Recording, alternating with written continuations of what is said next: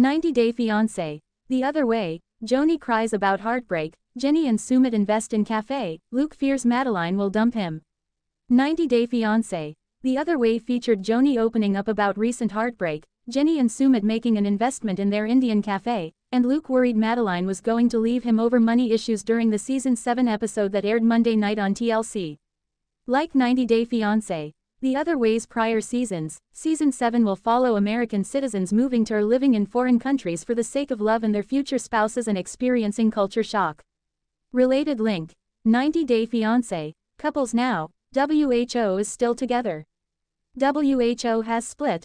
Where are they now? Photos. 90 Day Fiance. The Other Way's 7th season will feature 6 couples, including Jenny Slatin and Sumit Singh, who have previously starred on multiple seasons of 90 Day Fiance, The Other Way, and Luke Berry and Madeleine Perez, who appeared on Season 4 of 90 Day Fiance, Love in Paradise.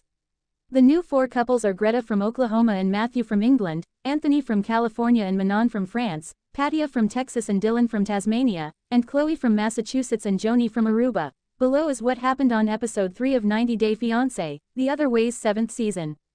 Johny and Chloe. Chloe was set to arrive in Aruba that day, and so Johny was preparing for her to move into his place.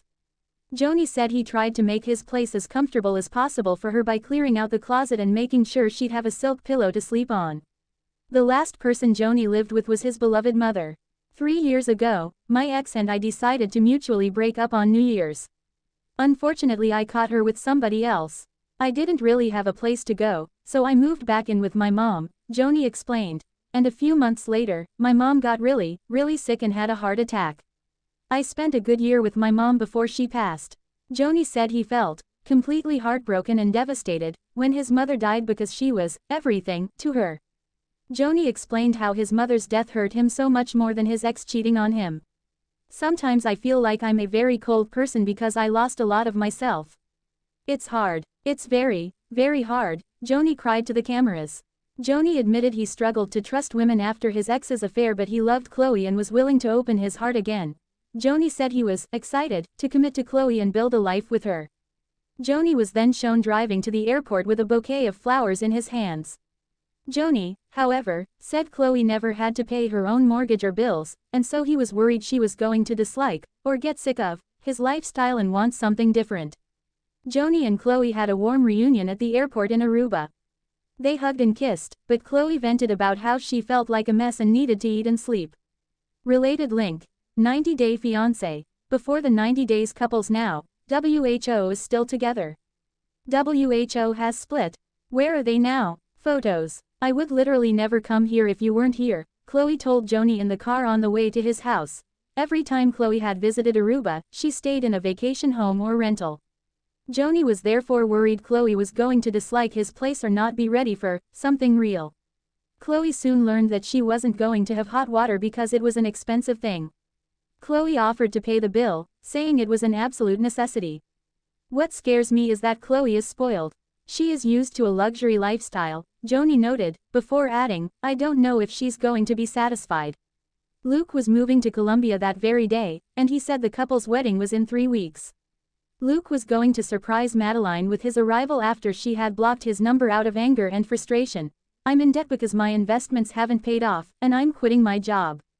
The distance has been really hard for Madeleine, and she's giving me an ultimatum where I really need to move to Colombia, Luke explained to the cameras. And because of that, I'm sitting in a position where I feel stressed out financially because I may not be able to provide the lifestyle that Madeleine has grown accustomed to. And I do worry that she'll leave me if all my investments go to shish. Luke also shared how his wedding planner had come up with more costs than he expected. Luke was planning to buy a property and build a boutique hotel with Madeleine as his partner in Colombia. However, he wanted his name to be the only name on the property title. If it doesn't work out, then I'd have something to fall back on, Luke explained. But Madeleine apparently wanted her name on the title as well because she had trust issues. Many of Madeleine's friends apparently had been cheated on, which worried her.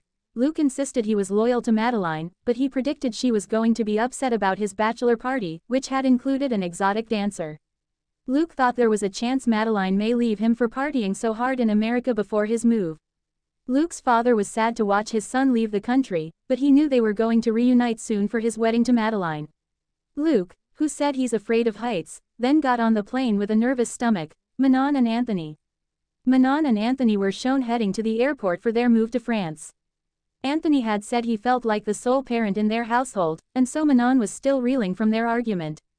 Manon said Anthony had really hurt her and she wasn't going to forget about what he had said. Manon lamented about how she and her husband were moving to France with so much baggage, much more than just their luggage. Manon and Anthony were later shown landing in Marseille, France, and Manon reunited with her parents. Johny and Sumit. Johny and Sumit set out to buy equipment for their cafe in India. Sumit had reached out to a friend, whom he used to work for, who just closed his delivery kitchen 6 months prior. Sumit was hoping to buy kitchen equipment for a good price, but Johny claimed this man was very jealous of Sumit and his relationship. Johny criticized Sumit's pal for having many failed businesses under his belt. When the delivery kitchen closed, Sumit was left without a job, which left him in this difficult financial position. Sumit asked for a grill and deep fryer so they could make finger foods, including burgers and fries. Sumit asked for some items on credit, but his friend rejected the idea. Sumit claimed that his friend didn't want to see him succeed in the same business in which he had failed. Sumit's friend offered the items at a discount as well as the first month free. Sumit appeared to pay around $500 for the items, but his friend had no faith Sumit and Johny could make this business work. Greta and Matthew. During a Zoom conversation, Greta asked Matthew if he was looking at apartments for them. Matthew, who lived with his parents in a small house, admitted he had been busy and wasn't searching for a place. Greta had been hoping Matthew would have an apartment locked down for them once she moved. Greta said Matthew's parents lived in a remote village and so she was going to feel stranded, away from local food and businesses.